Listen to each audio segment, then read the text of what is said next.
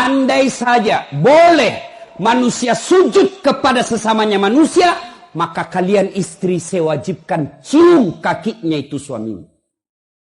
La ilaha illallah Muhammadun Rasulullah alaihi salatullah wa alihi wa... Bu, dengar dulu. Kenapa Nabi bilang begini? Andai saja boleh manusia sujud kepada sesamanya manusia, maka istri sewajibkan sujud depan suaminya.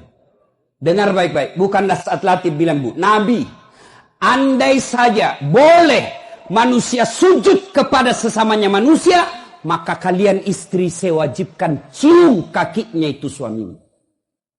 Kenapa? Karena ibu harus tahu, dosa ibu kami para suami yang tanggung.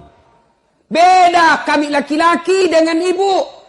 Ibu bikin dosa, ibu tidak puasa, ibu tidak sholat. Meskipun suaminya ulama, suaminya penceramah, suaminya Senin Kamis puasanya, tahajud tiap malam, suaminya hafal Quran, tapi istrinya tidak baik agamanya. Kata Allah, ku ampusakum wa ahlikum nara. Ini, kau suami, pimpin itu istrimu masuk neraka. Beda ibu-ibu, ditanggung oleh kami.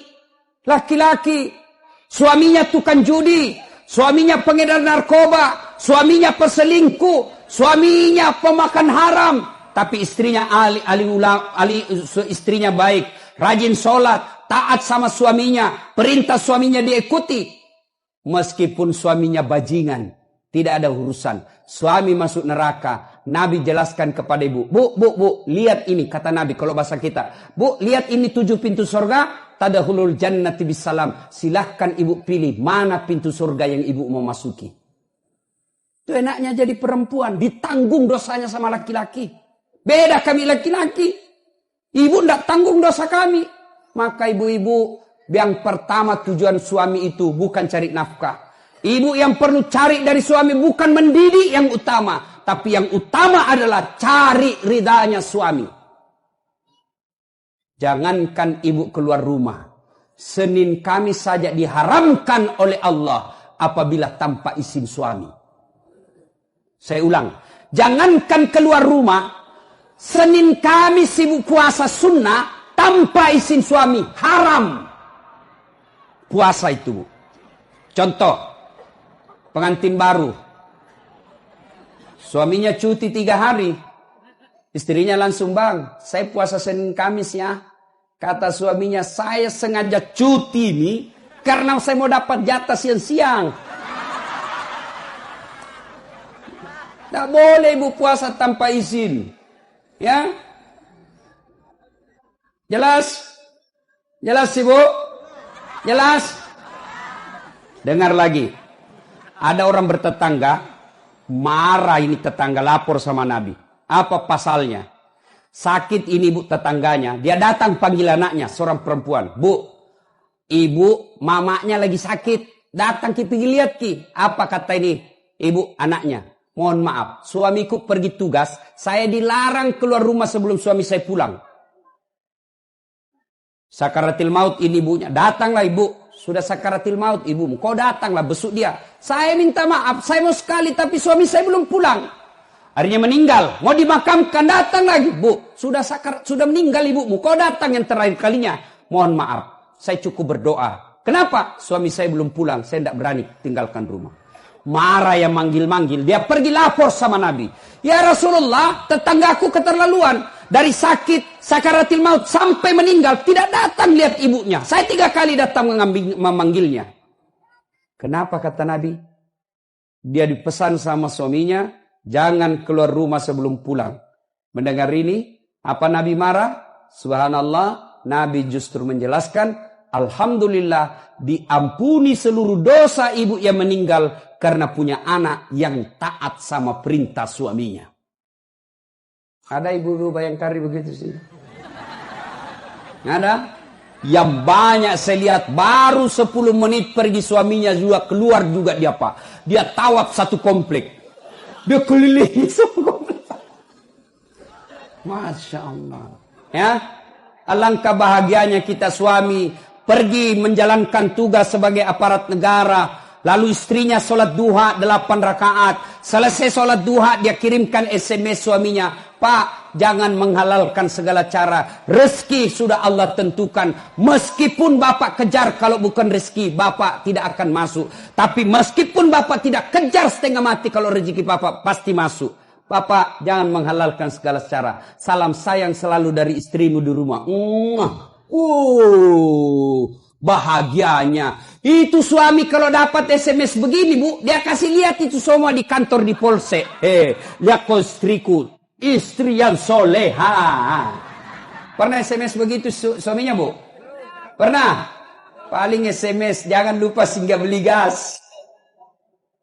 Masih baik kalau gas, kalau pembalut.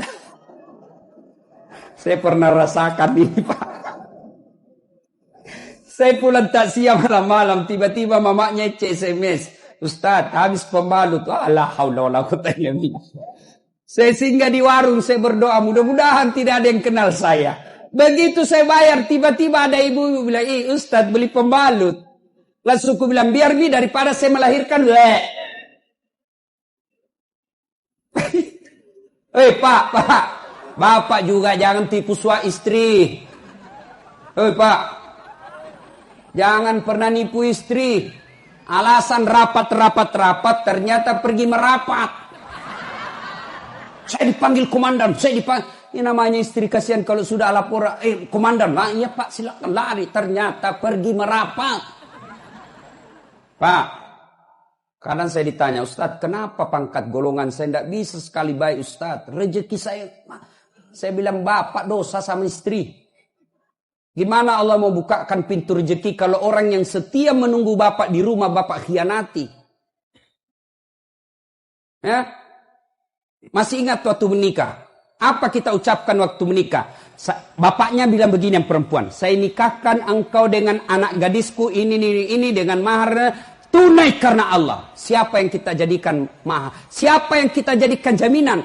Tunai karena Allah. Kita ambil anak gadisnya orang, dihalalkan anak gadisnya orang atas nama Allah. Allah yang kita jadikan jaminan.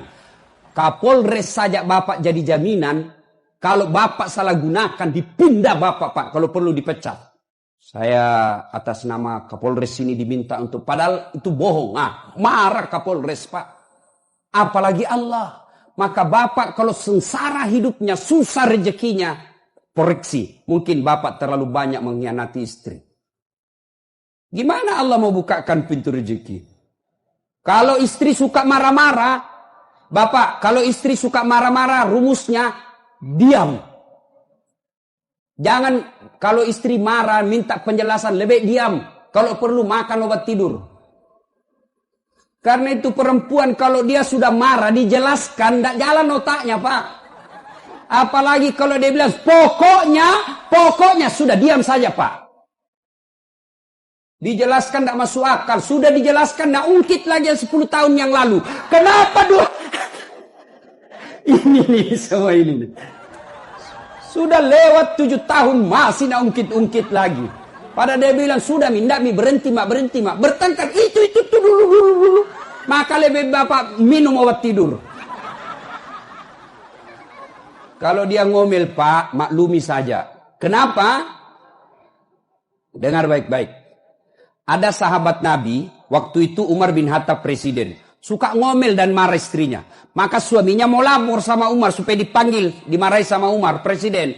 Begitu dia mau lapor sama Umar, dekat dari rumah Umar, dilihatnya Umar juga dimarahi sama istrinya. Pulang dia bilang, presiden aja dimarah, pulang dia. Besok ketemu sama Umar. Ya Amirul Mukminin, saya lihat Anda kemarin marah-marah sama istri, diam-diam saja. Senyum. Dengar bapak-bapak, dengar para lelaki. Apa jawaban Umar? Begitulah cara saya berterima kasih kepada istriku yang telah hamil